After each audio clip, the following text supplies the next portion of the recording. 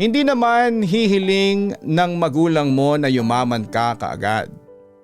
Hindi rin nila hihinging masuklian mo lahat ng sakripisyo nila. Ang totoo, isa lang talaga yung tahimik na ipinagdarasal nila araw-araw. Yung sana lumaki kang mabuting tao. Yung marunong rumespeto kahit na walang nakakakita. Yung marunong lumaban nang hindi nananakit ng iba.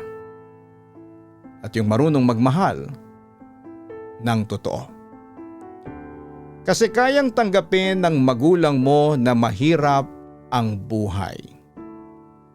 Pero yung makitang napapariwara ka na, yun ang dudurog sa kanila. Hindi nila kailangan ng perpektong anak.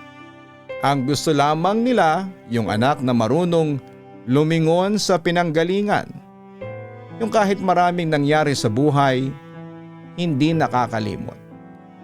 Naalala mo ba noong bata ka pa? Halos ibigay nila lahat ng meron sila. Mapasaya ka lamang.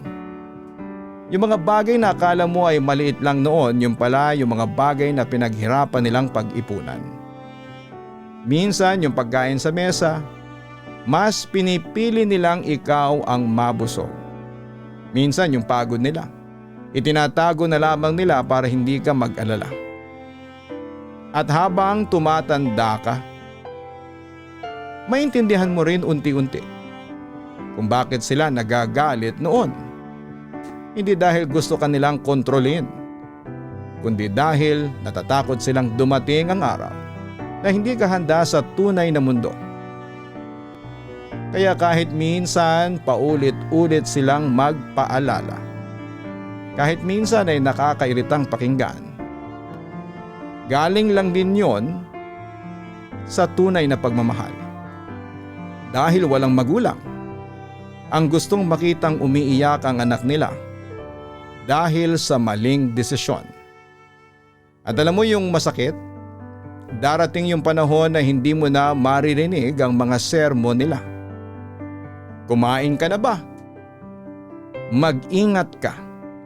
Kaya habang nandyan pa sila, sana'y wag lang tayong maging mabuting anak kapag may kailangan tayo. Sana habang may oras pa ay maramdaman natin sa kanila na lahat ng pagod nila ay may magandang pinuntahan. Dahil para sa magulang walang mas malaking achievement kundi yung makitang lumaking mabuti, marunong at may pusong tao ang anak nila. At sana kapag dumating yung araw na pagod na silang lumaban sa buhay, masabi nila sa sarili nila, okay na kami kasi mabuti ang naging anak namin.